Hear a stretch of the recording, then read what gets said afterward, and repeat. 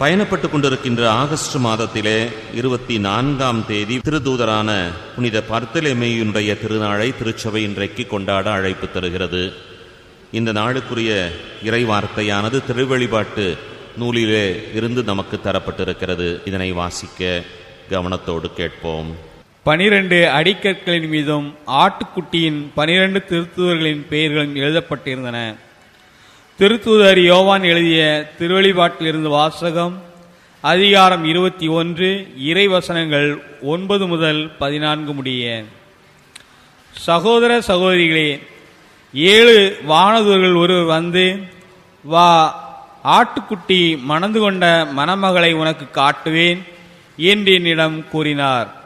தூய ஆவி என்னை ஆட்கொள்ளவே அந்த வானதூதர் ஒரு பெரிய உயர்ந்த மலைக்கு என்னை கொண்டு சென்றார். திருநகரான எருசலேம் கடவுளிடமிருந்து விண்ணகத்தை விட்டு இறங்கி வருவதை எனக்கு காட்டினார். அதில் கடவுளின் மாட்சி விளங்கிற்று. விலை உயர்ந்த கல் போன்றும் படிய கல் போன்றும் அதன் ஒளி பளிங்கென துலங்கியது. அதை சுற்றி பெரிய உயர்ந்த மதிலும் அதில் 12 வாயில்களும் இருந்தன. வாயில்களுக்கு பொறுப்பாய் 12 வானதூதர்கள் நின்றார்கள். இஸ்ரேல் மக்களுடைய 12 குலங்களின் பெயர்களும் அவ்வாயில்களில் பொறிக்கப்பட்டிருந்தன. கிழக்கே 3, வடக்கே 3, தெற்கே 3, மேற்கே 3 அவை அமைந்திருந்தன. நகரின் மதில் 12 அடிக்கற்களை கொண்டிருந்தது. அவற்றில் ஆட்டுக்குட்டியின் 12 திருத்தூதர்களின் பெயர்களும் எழுதப்பட்டிருந்தன. ஆண்டவர் வழங்கும் அருள்வாக்கு. இறைவனுக்கு நன்றி. திருப்பாடல் 145. ஆண்டவரே, உம் அன்பர்கள் உமது அரசின் மாட்சியை அறிவிப்பார்கள். ஆண்டவரே, உம் அன்பர்கள் உமது அரசின் மாட்சியை அறிவிப்பார்கள். ஆண்டவரே, உம் அன்பர்கள் உமது அரசின் மாட்சியை அறிவிப்பார்கள். ஆண்டவரே, உம் அன்பர்கள் உமது அரசின் மாட்சியை அறிவிப்பார்கள். ஆண்டவரே, நீர் உருவாக்கிய யாவும் உமக்கே நன்றி செலுத்தும். உம்முடைய அன்பர்கள் உம்மை போற்றுவார்கள். அவர்கள் உமது அரசின் மாட்சியை அறிவிப்பார்கள். உமது வல்லமையை பற்றி பேசுவார்கள். ஆண்டவரே, உம் அன்பர்கள் உமது அரசின் மாட்சியை அறிவிப்பார்கள். அல்லேலூயா, அல்லேலூயா. ரபி, நீர் இறைமகன், நீரே இஸ்ரேல் மக்களின் அரசர். அல்லேலூயா, அல்லேலூயா. ஆண்டவரே, நற்செய்தியை தகுந்த விதத்தில் எடுத்துச் சொல்ல என் உள்ளத்தையும் உதட்டையும் தூய்மையாக்கும். ஆண்டவர் உங்களோடு இருப்பாராக. புனித யோவான் எழுதிய பரிசுத்த நற்செய்தியிலிருந்து வாசகம். ஆண்டவரே, மாட்சி உமக்கே. யோவானினுடைய நற்செய்தி 1வது பிரிவு, வார்த்தைகள் 45 51 முடிய.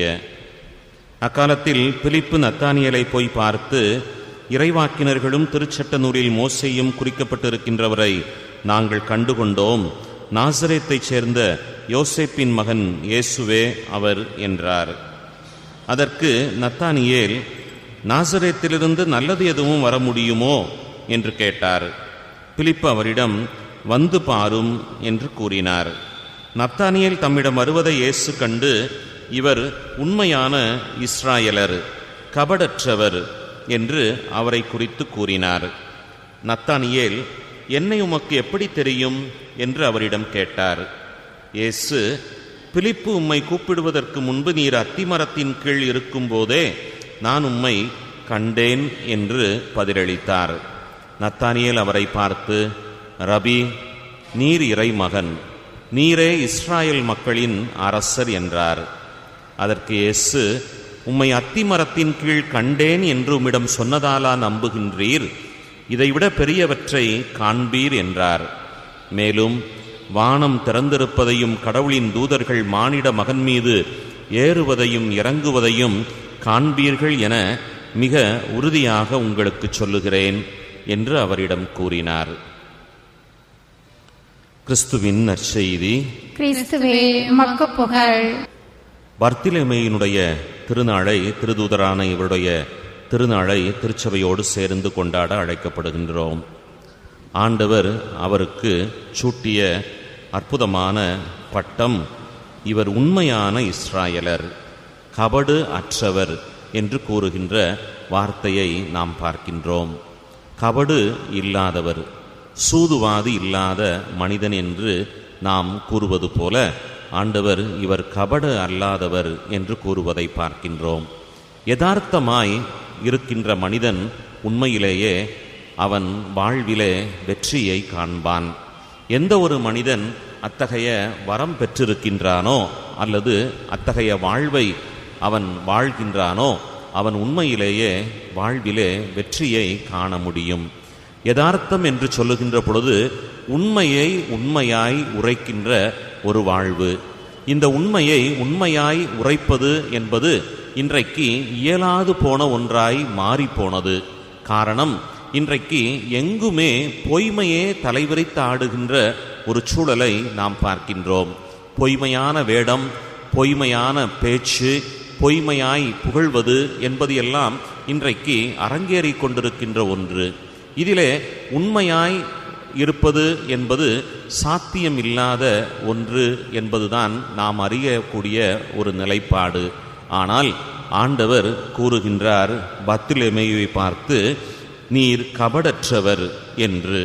இதற்கான காரணம் என்ன என்றால், பிலிப்பு அவரை அழைத்த போது அவர் நத்தானியேல் கூறுகின்றார், நாசரேத்திலிருந்து நல்லது எதுவும் வர முடியுமோ என்று. யதார்த்தமாய் பேசுகின்ற ஒரு பாணியை பார்க்கின்றோம். அப்படி உண்மையை சொல்லுகின்றார். எல்லாருடைய மனங்களிலும் இருக்கின்ற ஒரு எண்ணம்தான். அதனால்தான் நாசரேத்தில் இயேசுவால் நல்லது செய்ய முடியாமல் போனது என்பதை விவிலிய அறிஞர்கள் கூறுவதை நாம் பார்க்கின்றோம்.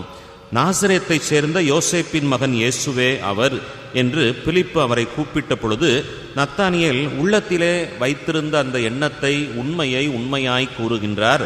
நாசரேத்திலிருந்து நல்லது எதுவும் வர முடியுமோ என்று சொல்லி, அப்பொழுது வந்து பாரும் என்று அவரை கூப்பிட்டு அழைத்த போது அவரும் யதார்த்தமாய் இயேசுவை சந்திக்கப் போகின்ற பொழுது அந்த நேரத்திலே அப்பொழுது கூறுகின்றார், நீர் உண்மையிலேயே கபடற்றவர் என்று, உண்மையான இஸ்ராயலர் என்று கூறுகின்றார். வாழ்விலே இத்தகைய ஒரு நல்ல ஆசீர்வாதம் பர்த்திலேமைக்கு கிடைத்தது போல நமக்கும் கிடைக்க வேண்டும் என்று சொன்னால், யதார்த்தமாய் இருப்பது, உண்மையை உண்மையாய் உரைப்பது என்பது வாழ்விலே நாம் கடைபிடிக்க வேண்டிய ஒரு ஒன்று. சும்மா பேசுகின்றோம், சும்மா சொல்லுகின்றோம் என்று சொல்லிக்கொண்டு இன்றைக்கு பொய்மையை விதைப்பதை விடுத்துவிட்டு யதார்த்தத்தை ஏற்றுக்கொள்ள நாம் முன்வருவோமையானால், யதார்த்தமாய் செயல்பட நாம் பழகிக் கொள்வோமையானால் ஆண்டவரால் நாம் ஆசீர்வதிக்கப்படுவோம். அதுதான் சூது இல்லாத ஒரு வாழ்வு. அதைத்தான் ஆண்டவரும் மிக தெளிவாக கூறுகின்றார். புறாவை போல கபடற்றவராய் நீங்கள் இருங்கள் என்று கூறுகின்ற அந்த அழைப்பை நாம் பார்க்கின்றோம். இத்தகைய ஒரு நல்ல வாழ்வு இன்றைக்கு நமது வாழ்வாய் மாற வேண்டும். அதுவே நம்மை உண்மையிலேயே கிறிஸ்துவின் சாட்சியாய் மாற்றும் என்பதை உணர்ந்து அத்தகைய வாழ்வுக்கான அருள் வேண்டி நம்மை ஒப்புக்கொடுத்து ஜெபிப்போம். எம்மோடு இணைந்திருந்து கேட்டு மகிழ்ந்து இறைவனை துதியுங்கள். ஆமென்.